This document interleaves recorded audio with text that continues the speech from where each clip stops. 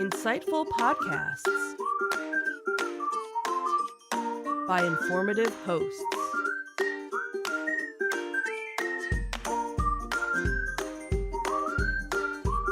Insights into Things, a podcast network.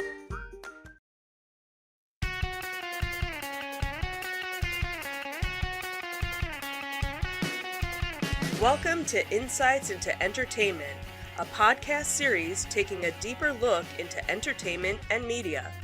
Your hosts, Joseph and Michelle Whalen, a husband and wife team of pop culture fanatics, are exploring all things from music and movies to television and fandom. Welcome to Insights into Entertainment. This is episode 104. The Baby, the Beard, and the Boot. I'm your host, Joseph Whalen. My ambitious and liberated co-host, Michelle Whalen. Okay. So why are you ambitious today? I don't know. Why? Because you gave me show notes on Monday. Oh. And why are you liberated today? Because I am 2 weeks and a day from my second COVID shot. So you are fully vaccinated. I am fully vaccinated, ready to full hug effectiveness those that are 2 weeks out from their second. That are all approved for hugging. Right. I am hug approved now. So. Absolutely.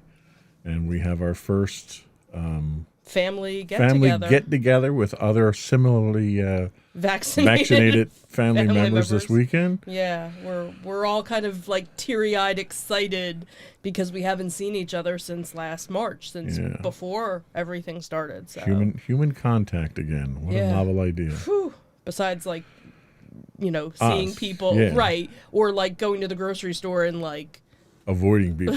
Dodging people. Yeah. You're not 6 feet away. It's like playing Frogger in the aisles of the grocery store. Yeah, so this will be nice to actually be able to be in close contact. So, Sunday's the day. Yeah. Saturday, too, because we're playing D&D with Sam on Saturday, so that'll be nice. Right. But that's not what we're talking about today. Today we're talking about entertainment news, and in our Disney Detective, we'll take a look at both a real-life Disney villain, complete with handcuffs and a catchphrase, and a real-life Disney hero. Then in our Tales from the Edge of the Galaxy, Gina Carano has a new Star Wars-type show in the works. And the beard is back. Ewan McGregor prepares to start filming the new Obi-Wan series, and he's growing in the beard. Mm-hmm. And for our entertainment news, The Right Stuff got the wrong news. And we can expect a completely different season 3 for one of our favorite shows. Mm-hmm. And then we'll obviously finish up with our insightful picks of the week. Ready to get into it? Sure. All right.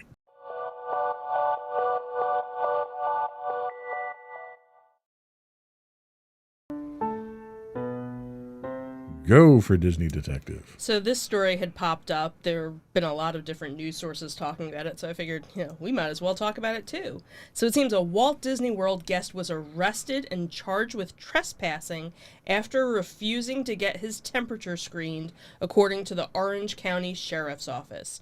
While he was handcuffed, the Louisiana tourist tried to convince law enforcement officers that he had paid too much to be arrested. I paid $15,000. You can't trespass me for paying $15,000. That was his catchphrase. The guest, Kelly Sims, who was staying at Disney's Saratoga Springs Resort and Spa, said in a video seen by the Tampa Bay Times. The troublesome guest also claimed to be a stockholder while pleading with sheriffs. The Baton Rouge resident was apprehended by sheriffs and Disney staff after skipping a mandatory temperature check outside the Boathouse restaurant at Disney Springs. Temperature screenings and mask wearing are required for all guests and employees at Walt Disney World. Sills, initially refusing a temperature check upon being handcuffed and escorted out of the park, asked to go ahead with COVID-19 protocol. And he's like, well, will you take my temperature before you kick me out? And the deputy said, yeah, they'll do that in jail, sir. The deputy then told Sills that he was now on, that he was on private property and now he was trespassing. And of course he, kept going on and on about paying $15,000 and then going on about, do you know how much stock I own in Disney? Well, he obviously eventually cooperated with law enforcement. He has pled not guilty to a misdemeanor of trespassing. And obviously, he isn't the first person to complain about this. Many cast members have, told various, experiences of harassment from guests, trying to, get them to adhere to the protocols that are in place. So of course this isn't the first, but it's kind of, a funny one because he kept, going on and on about, spending $15,000 on his vacation and getting. So how obtrusive is a temperature check? I don't get it. Yeah. Like I don't get it either. I mean, I would think a bag check would be more obtrusive than a temperature check. And the thing is, most people, are like, all right, do it on my forehead. Or there are people now, there have been a bunch of different reports out there saying, too many times, with it on your head or something. So now they're saying to just do, for like young children or, if you're worried about it, to do it on your wrist. Your wrist is just as... What would you be worried? Well, like, what's... It's a whole... You Google it, yeah. It literally just reads a laser off of your head. People are like, oh, lasers. Oh, and, my God. Are these the people that wear the tinfoil hats, too? I don't know. But, yeah. Disney employees with freaking laser beams. Right. Yeah, so, it's just... Really?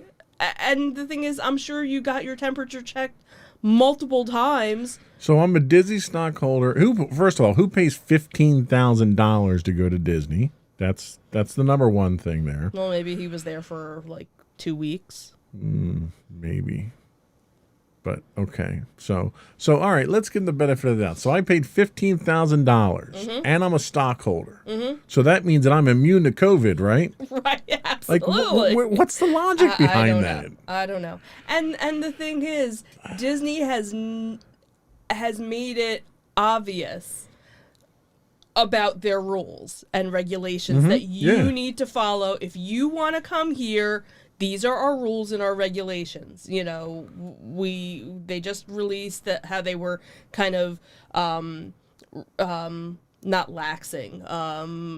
They're relaxing They're relaxing. Right. So some of the masks. If you're stationary and you're taking a picture outdoors, you can temporarily take your mask off. Right. You can take your mask off for the picture. So okay. But that's it. But, if you're eating, that they had basically said if you were at a restaurant and not eating, you needed to wear it. The only time you could take it off is when, you're actually putting food into your mouth. Right.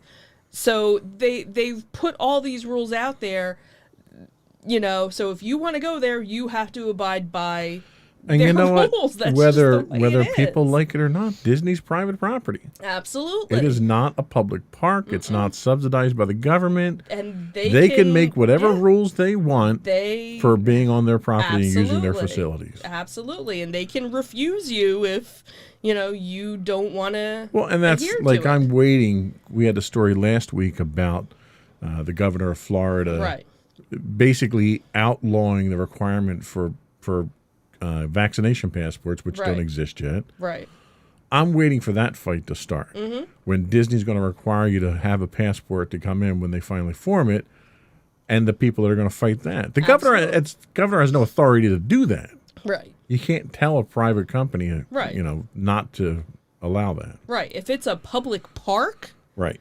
Yes, that's where you have mandate over, Right, and if you're getting government subsidies. Right. The government can withhold the subsidies if you're not going to abide by their terms. Right. But even, there are certain states that have already lifted the mandatory masks, but yet chain stores, that operate are still requiring it. And it's no different than no shoes, no service policies. Absolutely. No mask, no vaccine passport, no service. It's that simple. No haunted mansion for you.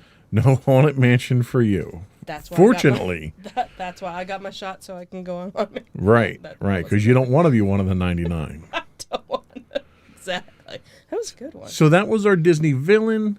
Yeah. Tell us about our Disney hero. So this was a story that you actually found. So it seems that a New Mexico teen became a bona fide Disney hero while on her vacation when she rescued a drowning toddler. Cadence Hensley, who's 13, was spending her spring break visiting Walt Disney World with her family. During a pool day at the hotel, she noticed a small, unconscious body in the deep end of the water. She said, "I was scared and nervous and afraid, but my instincts kicked in. I just saw her kind of floating. She wasn't technically on the bottom when I was there." The victim was actually a 3-year-old named Haven Williams, who was also spending a vacation with her parents down in Florida. Her mother, Ashley, stepped away from the pool for a moment. She said, "I just remember seeing another woman running across and yelling into the bar area for someone to call 911 because a baby had drowned." And she said, "I didn't even think that it was my baby." Hensley helped get Haven out of the pool as her lips were turning purple. The mother, Ashley, had said she recognized that it was her own daughter based on the child's swimsuit.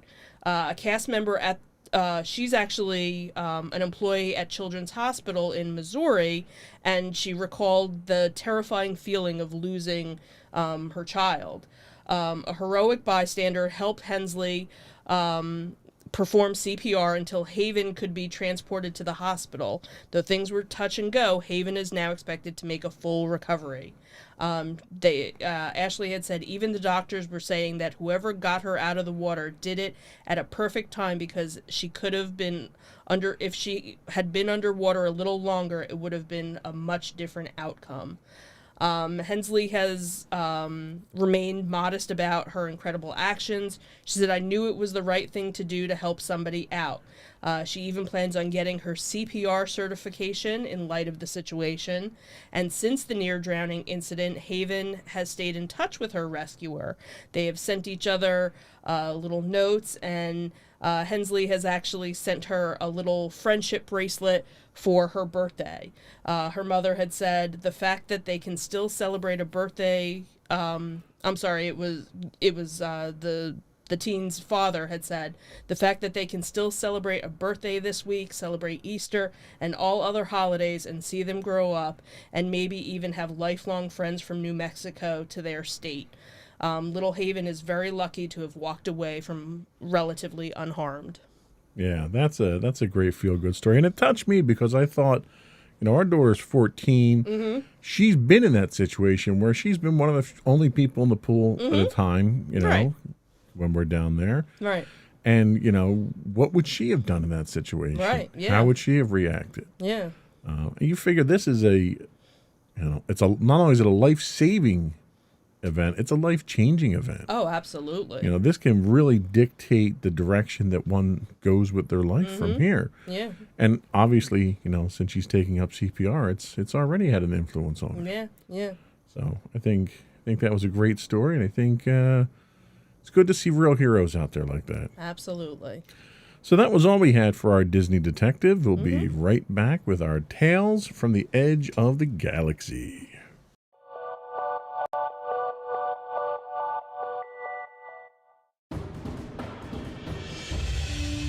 For over 7 years, the Second Sith Empire has been the premier community guild in the online game Star Wars: The Old Republic. With hundreds of friendly and helpful active members, a weekly schedule of nightly events, annual guild meet and greets, and an active community both on the web and on Discord. The Second Sith Empire is more than your typical gaming group. We're family. Join us on the Starforge server for nightly events such as operations, flashpoints, world boss hunts, Star Wars trivia, guild lottery, and much more. Visit us on the web today at www.thesecondsithempire.com.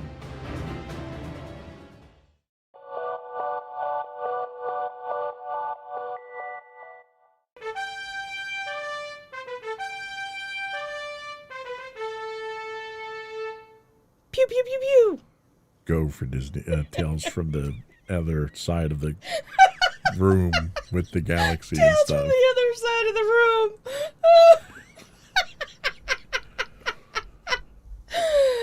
Oh, boy. So, poor Gina. Yeah, well, obviously there's always some news going on about Gina Carano.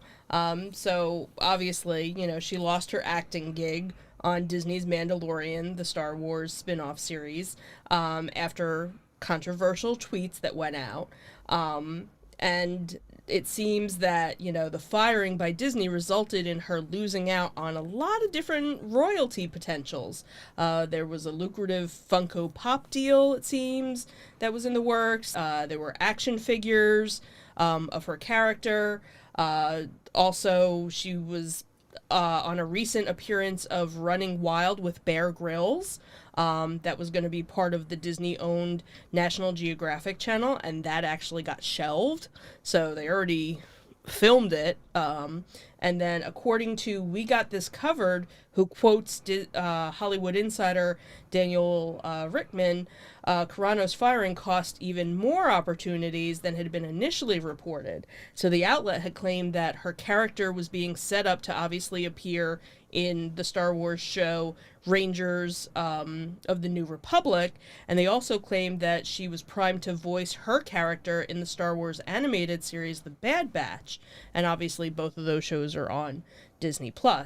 So obviously all of those appearances went up in smoke, and she's kind of, vanished from the Star Wars galaxy. But however, she still has a couple of fans still remaining that might get to see her in some sort of space opera. So it seems that We Got This Covered has also reported that she's actually developing her own Star Wars type project. That outlet claims that the project is likely to be in partnership with Ben Shapiro's company, who it's the Daily Wire company, and they're actually the ones that signed her to a contract when she got fired and let go. So supposedly she's also working on some sort of John Wick style project as well. So no news as of what it really is, how bad it's gonna be, because I just have visions of it being not even like a B movie. Well, and that's the funny thing. Like most actors and actresses, one of the things that they fear the most is being typecast.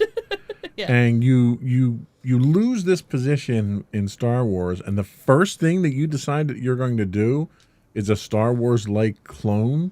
Yeah. That sounds like a lot of desperation and a lot of regret for losing, Yeah, I could see that. for killing the golden goose. Right. And really, all it took was just self-control. Yeah. That's all it took. Yeah. You're welcome to have your views. Mm-hmm. Disney doesn't care. They're not trying to dictate the views that you have. But as a representative of their company, right, when you voice controversial things publicly, you're doing that as a representative of the company. Mm-hmm. Right. And all you had to do was keep your mouth shut, or keep your Twitter feed quiet, right, or whatever. Or just get off of Twitter. Right. Like, if you know you're going to have such a hard time,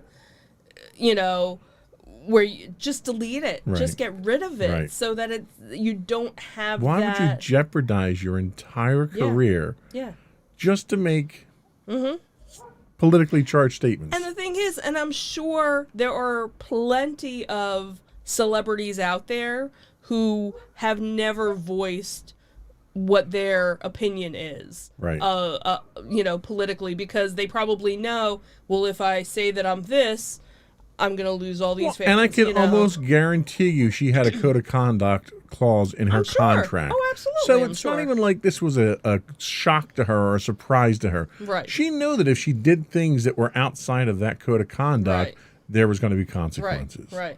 And now you're trying to come back with a Star Wars ripoff? Yeah. That's just sad at this point. That's just sad. Anyway, tell us about the beard. So it seems there are some new behind-the-scene images for the Obi-Wan Kenobi series that shows Ewan McGregor sporting a new look as he gets ready to start production. The Disney Plus series will take place 10 years after Revenge of the Sith. It's setting, midway between the prequel and the original Star Wars trilogies. Filming the Obi-Wan show is set to begin filming this month. Because of the significant time jump from Revenge of the Sith, the Obi-Wan scene in the new show may be a good deal different than McGregor's last turn as the character. As a midway point between episodes 3 and 4, Obi-Wan should start to show the Jedi transition into the older, more reserved version, which was portrayed by Alec Guinness.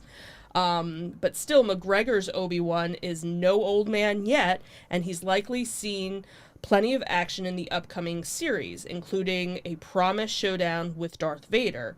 2 new behind-the-scenes images were tweeted by Star Wars España, which showed McGregor's new Obi-Wan look, which is a bit more rugged than his prequel appearance.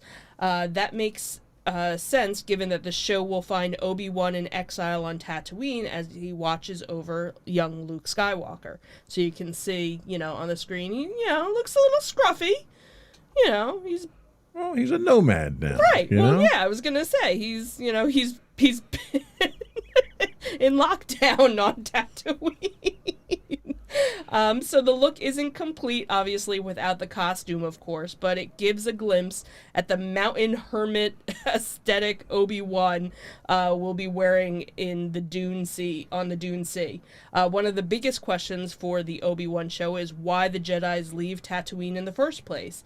It seems highly unlikely that he'll be stationed on the desert planet for the duration of the story, but it would take a pretty big event to get him to abandon, obviously, his vigil of looking over Luke. That could mean maybe helping out other Jedi survivors of Order 66, or maybe working with the Rebel Alliance. Whatever the cause, it sounds like Obi-Wan will be running into some Imperial entanglements. Disney recently announced that there were, the extensive supporting cast list of, the various characters that they haven't mentioned who they are. They just mentioned some of the different actors. So now we just have to kind of wait and see. So come on, start filming already. It is worth mentioning that Baby Yoda could show up in here in the time frame that they're shooting in. True. Because they're only going to be 30 years before Mandalorian at this point. Right, and he's 50 in the Mandalorian, so he could be like a really baby Yoda. Right. Because he'd be 20. Oh my God, could you imagine how cute an adorable he'd be at 20? So you have Baby Yoda, you have Ahsoka that show up. Right. You have any of the characters from Rebels would still be around. Right. For the most part. Right. You have Cal Kestis, who shows up from the video game Jedi Fallen Order. Okay.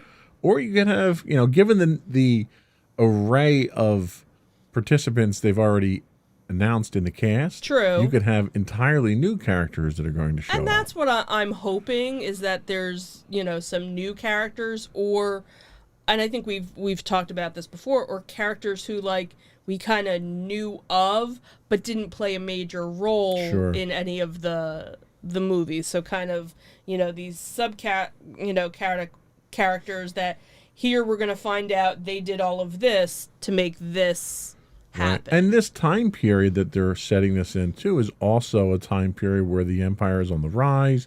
Vader's hunting down the remaining Jedi that didn't get killed during Order 66. Right. And there's been a lot of speculation around Hayden Christensen's interaction here as Darth Vader, suggesting that there will be a real-time, not a flashback, but a real-time confrontation between the two of them, which should be interesting to rectify that and some of the lines from A New Hope. Right. So, should be interesting. He's definitely, they're shooting, they're going to start shooting this month. and he's got the beard. He doesn't have to spend a lot of time in wardrobe or Right, makeup rather. Quarantine was good to Obi-Wan. So yeah, that's good. I'm excited to see this. I'm sure more news will be coming out of this. Yep. They don't seem to be as strict on security and leaks as they tend to be with the movies. So a lot more information does seem to come out of the TV shows. Well, and that's the thing too with with The Mandalorian, we really didn't know. Not the first season. Second season, a lot more came out. Right. There was still some, secrecy, but not like not we knew Boba much. Fett was going to be in there. We knew Ahsoka was going to right, you knew these people are coming back. It was just a matter of when are they and how are they, Well, and I think the problem with Ahsoka was that, the only reason she was in there was because they needed to bring her back so she could get her own show. Right. Because everyone gets your own spin-off with Star Wars now. Well, unless you're, Gina. Unless you're, wow, really? That's too low. soon. That's low. I'm just saying, she could have. Anyway, she screwed that up. That's all we had for Tales from the Edge of the Galaxy. We'll be right back with our entertainment news of the week.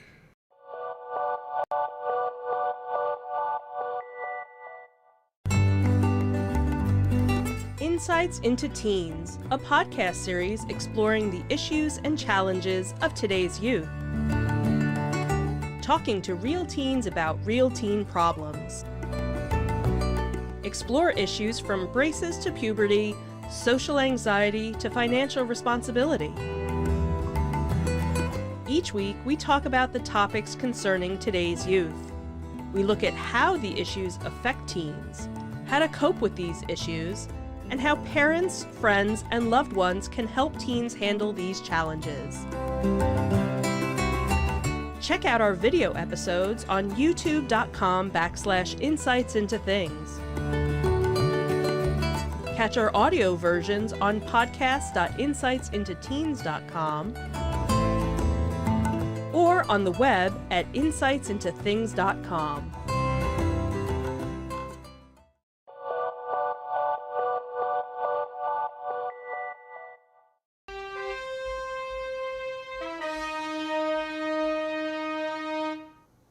Dum-dum-dum-dum-dum-dum.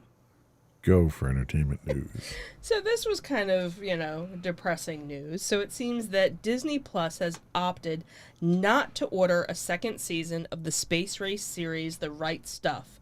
The Mercury 7 period drama, which starred Patrick Adams, originated as a National Geographic before it launched as a Disney Plus original last October. It is Disney Plus's first scripted series that has actually been canceled. Warner Brothers Television, the studio behind The Right Stuff, is actually shopping it to other outlets, with Warner Media's sibling TNT and HBO Max in consideration. So one of the things that was mentioned in the article was that the cast, the options on the cast were actually expiring the day before this article came out. So that might have had kind of some, part of why the news came out. So there is a major incentive for Warner Brothers and its parent, Warner Media, to try and keep The Right Stuff going. It seems that in November, the series, which is produced by Leonardo DiCaprio's Appian Way, was given $13.7 million to move from Florida to California for season 2, and that is the fourth highest relocating incentive ever awarded under the CFC program. So Disney's decision not to proceed with the second season, which was adapted from Tom Wolfe's best-selling nonfiction account of the early days of the space program, came after a lengthy discussion with Warner Brothers Television. Basically, it sounded like the second season was actually going to be focused on new missions from the 1980s, and obviously with a different cast of characters. So The Right Stuff, which is believed to have been a modest performer for Disney Plus, did not break into Nielsen's top 10 streaming ratings. Marked Nat Geo's first scripted original series for Disney Plus. It was Disney Plus's second original drama after The Mandalorian, and provided the platform with a high-end original scripted series in the fall when streamers fell to the effect of the coronavirus. Related production shutdowns and different shows that weren't being produced. This one had already been done, obviously. So the show was actually set in 1959. It was 8 episodes, and it examined what basically became America's first reality show, as ambitious astronauts and their families became instant celebrities in a competition that would kill them or make them immortal. Obviously, the 2 of the astronauts were at the center of the story, and that was John Glenn and Alan Shepard.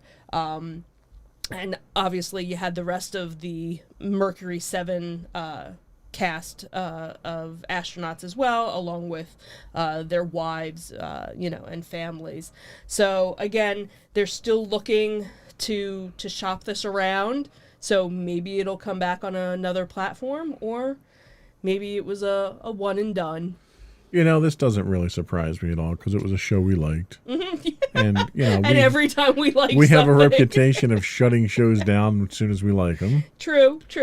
Same thing with restaurants, which, if anything, the pandemic has saved a lot of restaurants from our ire. We don't go out, yeah. But yeah, it was a good show. It was very drama-centric. Mm-hmm, yeah. So you kind of had to sift through some of the creative drama that they put in there to kind of pull out the meaningful parts, the historically accurate parts. Right, and it would have been interesting to kind of see where, they went from there. Obviously, there's so much more story, to tell, because Mercury 7 was just the start of it. And, that was really what, the movie, The Right Stuff, focused on.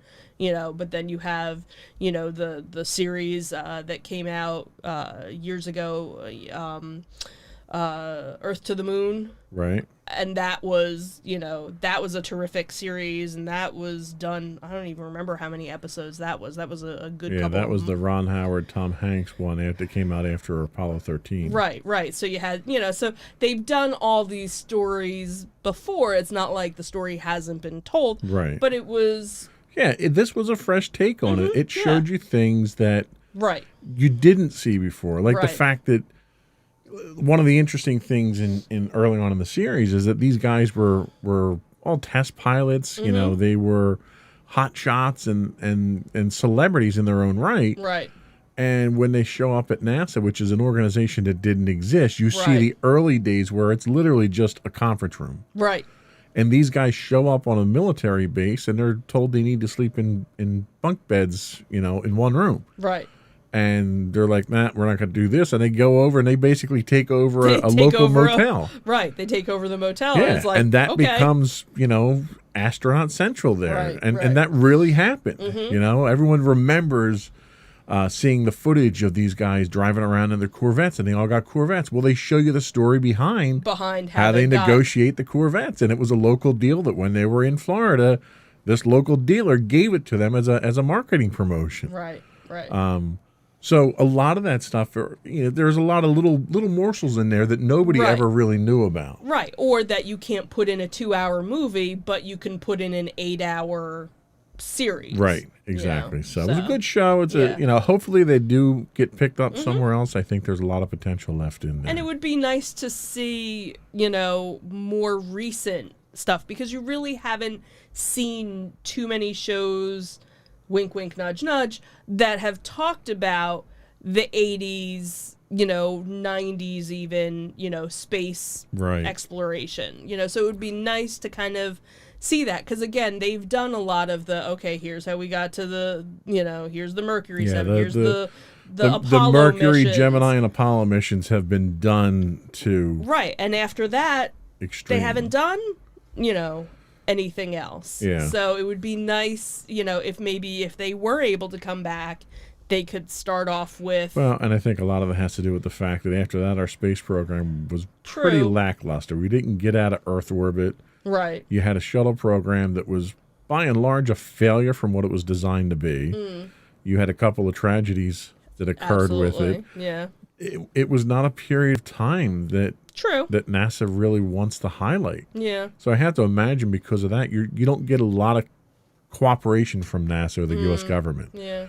Whereas, Apollo was the heyday of NASA, and everybody wants to talk about the good old days. Right. Right. But in reality, the technology and the advancements we made during the 70s and 80s really carried us to where we are now. And I think with the commercialization of space, and I don't want to get off topic, but the commercialization of space now gives us an appreciation for what NASA did in the 70s and 80s. So I think it's a great period.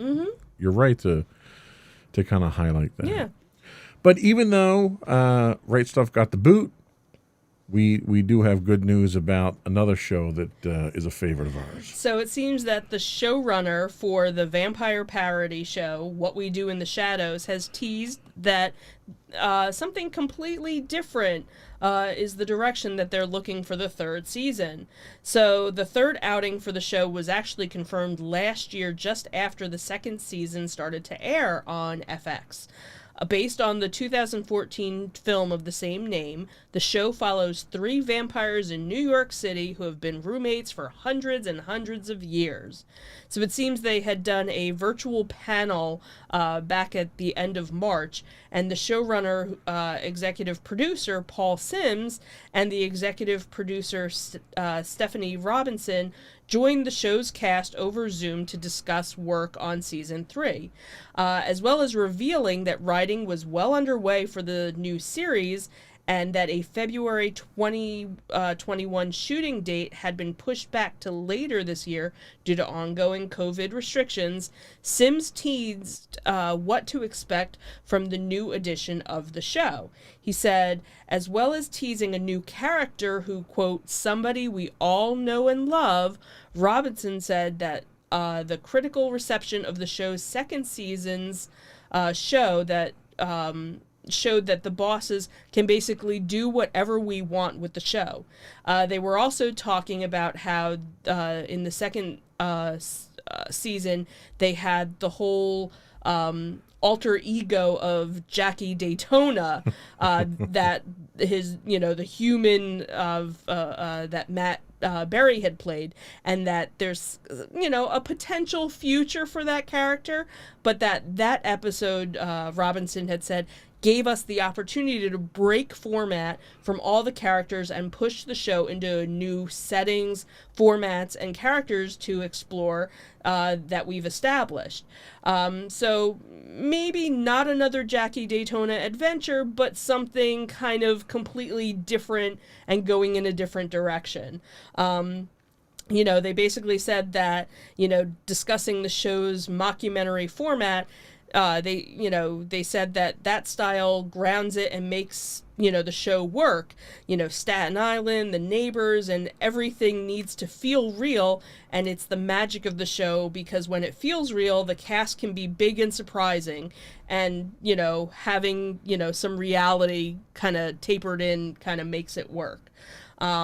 So obviously it's one of our favorite shows. We're very excited, for it to come back. And now, who's this, character who everybody already knows? Is it, a vampire everybody knows? Or is it maybe a character from the original movie, maybe? See, I think maybe they got one of the characters from remember they had the council meeting? Right. I think you might see someone from the council meeting. I could see that.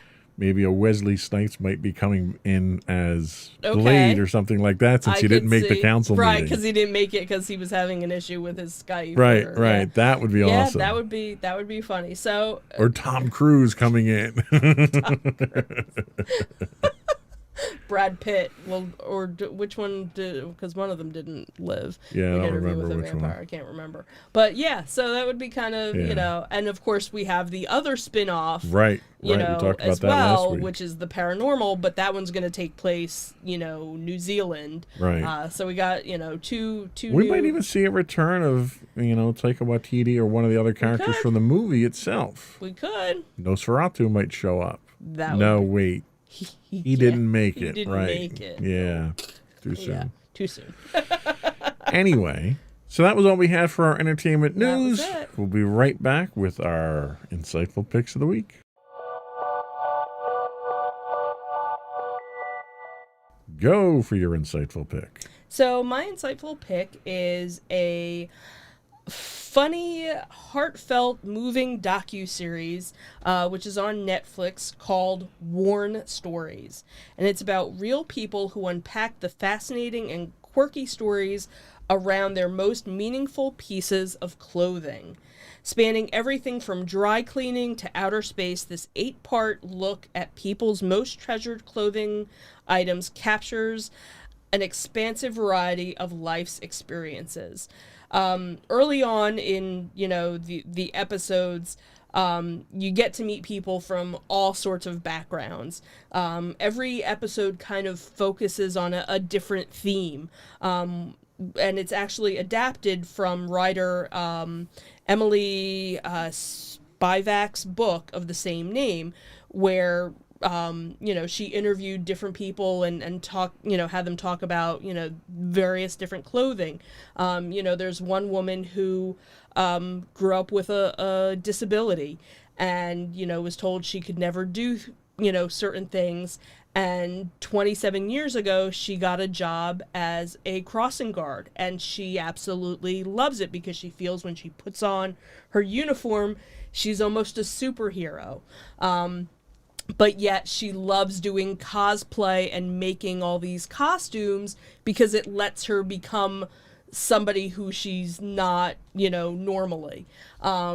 So you have that. Then, they actually talked with a NASA astronaut and, what's his favorite clothing. And he talks about how, he went to college and he went to Columbia and he never thought about becoming an astronaut, but it was kind of the start of the 80s and the programs and stuff, and how he applied multiple times and, never got an interview, finally gets an interview, and he goes for the physical and he fails the eye exam. And he actually, works on it and trains his eyes to do better, and he passes and he ends up going up in the space shuttle. And it's, okay, you can bring one article of clothing. What is it that you bring? And he brings his Columbia sweatshirt. So it's little things, like that. What was kind of interesting was, in the one episode, they talked to a bunch of nudists. But yet, it's their sandals, or it's a cover-up that, they kind of cling to. But talking about how freeing it is not to be constricted with clothing. Another gentleman, he had a pair of cowboy boots, and he ended up on the plane that went down in Manhattan in the river. Sullivan was, he was on that flight, and he, survived, and he still has his pair of boots that he kind of leaves in his closet, but he still has that connection to them. So, all these different types of people, a couple of celebrities kind of sprinkled in, but, for the most case, it's, everyday people talking about, a coat or a jacket or a tie or something. And it just kind of, it just a good feeling, documentary, just about the clothes that we wear and the impact that it has on us. So Interesting pick. thank you. Cool. Thank you.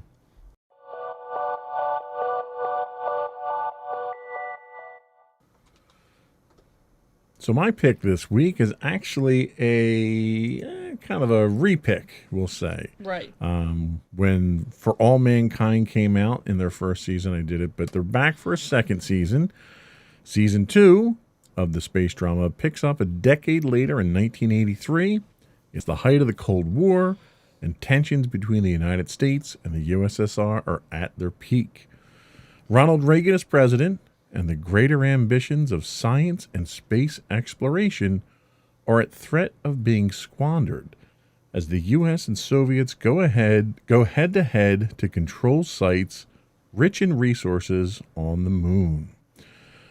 The Department of Defense has moved into mission control, and the militarization of NASA becomes central to several character stories. Some fight it, some use it as an opportunity to advance their own interests, and some find themselves at the height of a conflict that may lead to nuclear war. The level of drama in Season 2 is at the same fever pitch, but at a more global level now. Instead of being confined to individual struggles and interpersonal relationships, which you still have, we see a number of outside obstacles that contribute to the drama.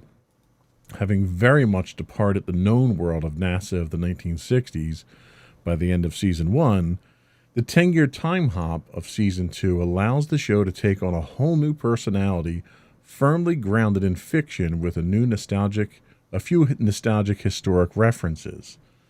Not only has the space race been affected from our known historical timeline, but we see a great number of other things from politics, pop culture, technology, and industry have also been affected by this alternate timeline of events. Most of these changes serve as colorful backdrops without having any real significance to the plot. We see John Lennon hasn't been assassinated in 1980, but Pope John Paul was. 1980 Miracle on Ice hockey game between the U.S. and the Soviets never happens, and Prince Charles marries Camilla. He doesn't marry Diana. Interesting. Now, none of those things have a direct impact on the plot. Right. It's just the way of them showing you, hey, these events happened, but they didn't happen the way you thought they did. Okay. For the most part, these have little effect on the plot of the show and serve more as familiar references to lend credence to this time period. Much like a reference to Star Trek The Wrath of Khan just being released in theaters, pop culture references designed to act as anchor points in the timeline and highlight the fact that this world is different from reality.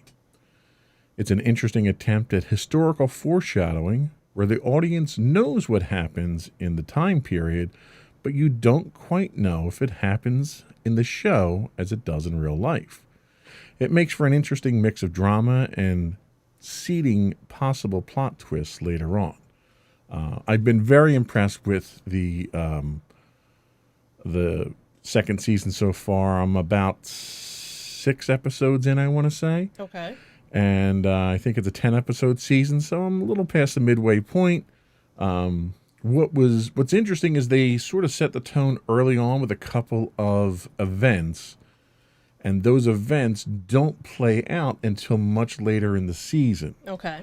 And things sort of start falling into place. So they do a very good job of organizing the story, referencing existing plot lines. Like there's one scene where they're talking about a speech that Ronald Reagan gives, and they show footage of Ronald Reagan, but they pull the same type of thing that they do in Forrest Gump, where they manipulate his mouth to change the words just slightly to give the speech a different meaning. Mm-hmm.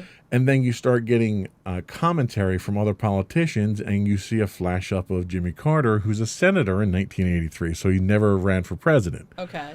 So a lot of these little things here are kind of little Easter eggs and stuff that kind of show you how it wound up going a little bit different.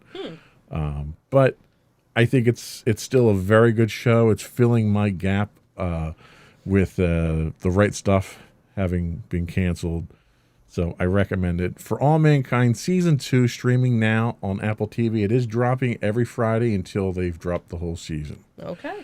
And we'll be right back.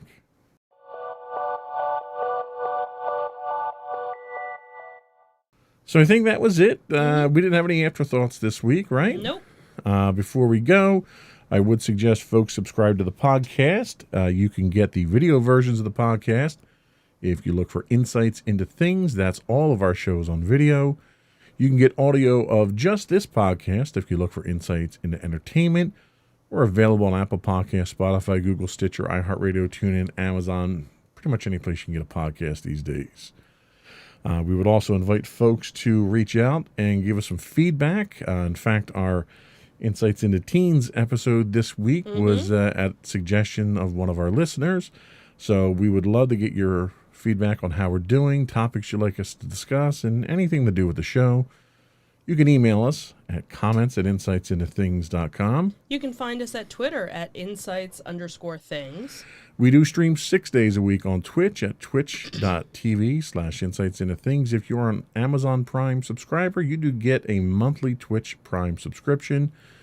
If you threw that our way, we'd greatly appreciate it. It helps to keep all these really hot lights on in here. You can find us on Facebook at facebook.com/insightsintothingspodcast. We're on Instagram at Insights Into Things.